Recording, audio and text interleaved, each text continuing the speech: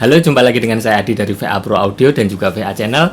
Di video kali ini saya akan mereview sebuah power amplifier dari Paslab tipenya CX9000, power 2 channel yang memiliki watt sangat besar. Nah, ini cocok untuk subwoofer, bisa untuk 2 kali 18 in, atau misalkan mau main di 2 ohm ini juga masih bisa di power CX9000 ini. Nah, langsung aja kita bahas dari ukurannya terlebih dahulu.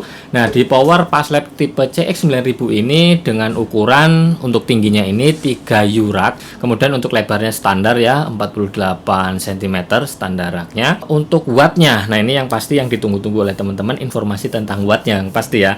Nah, di power Paslab tipe CX9000 ini untuk wattnya di 8 ohm 2 kali 1800 watt, kemudian di 4 ohmnya 2800 watt. Nah, di power CX9000 ini juga masih bisa untuk kita main di 2 ohm, yaitu akan mengeluarkan 2 kali 4000 watt. Cukup besar sekali ya. Nah, untuk bridge, ini jika kalian mau bridge power CX9000 nya ini masih bisa. Untuk bridge di 8 ohmnya 5600 watt.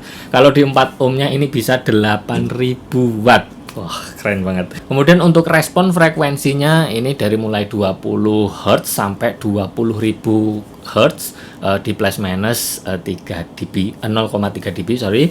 Nah, untuk slow rate-nya 100 volt per mikrosecond. Nah, untuk damping faktornya 200:1. Kemudian untuk signal to noise rasionya ini 93 dB dan ini memiliki sensitivity 0,77 volt.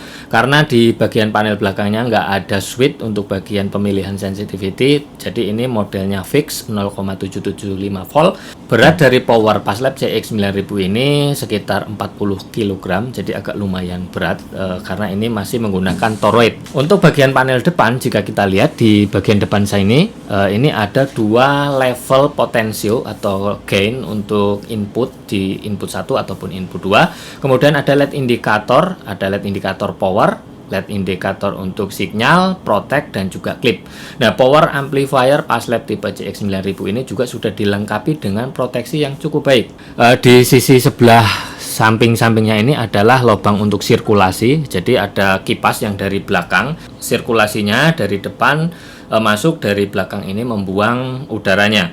Nah, kalau kita lihat di bagian panel belakangnya ini, di sebelah kiri ini adalah kipas, ada 2 ya, ukurannya cukup lumayan besar juga. Nah, di kanan kiri ini ada, ini membuang. Ini kalau kita lihat di sini ada DC 24 volt, 0,25 ampere untuk kipasnya ada 2. Jadi ini cukup kencang, suaranya juga agak lumayan berisik. Nah, kemudian di sini ada AC cord. Ini kabel yang sudah tertanam untuk kabel AC-nya ya, yang masuk ke sini. Untuk fuse-nya di bagian sini, kita bisa buka ya di sini. Ini ada fuse-nya. Kemudian di bagian panel belakangnya ini kalau kita lihat ini sangat simple banget. Kita lihat di bagian bawahnya ini ada input A dan input B, dan juga ada link input A dan input B-nya. Kalau kita nggak mau paralel dengan switch di sini, ini bisa switch ya, kita bisa link, atau misalkan mau link ke power yang selanjutnya, kita bisa gunakan link yang bagian ini. Jika kita lihat di bagian keterangan di sini, ini keterangan untuk XLR-nya ya. Ada 1, 2, 3. Nah, di sini pin 1 ini ground, pin 2 ini plus atau hot, pin 3 ini cold atau minusnya. Jika kita bikin kabelnya harus mengikuti aturan yang di sini.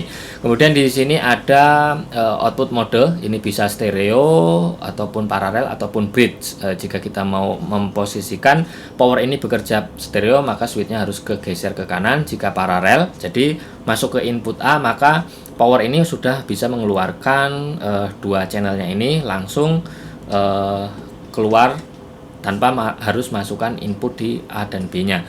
Kemudian jika bridge, ini 2 power digabung menjadi 1. Nah, nanti kita akan bahas. Nah, di sini ada ground mode, mau di ground, ini terhubung dengan ground, atau lift. Kalau lift ini berarti tidak terhubung groundnya ke bagian rangkaian di dalamnya.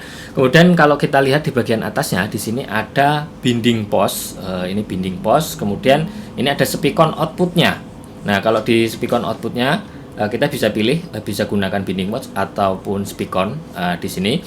Nah, kemudian kalau untuk penggunaannya, nah kalau kita lihat di keterangannya di sini, jika kita menggunakan langsung untuk stereo, di sini ataupun langsung 2 channel, gunakan spikon bagian yang output A. Jika yang B ini hanya mengeluarkan positif dan negatif di pin 1, sedangkan di output A ini aktif semua. Jadi pin 1 plus 1 minus sebagai output A dan pin 2 plus 2 minusnya di output untuk output B nya.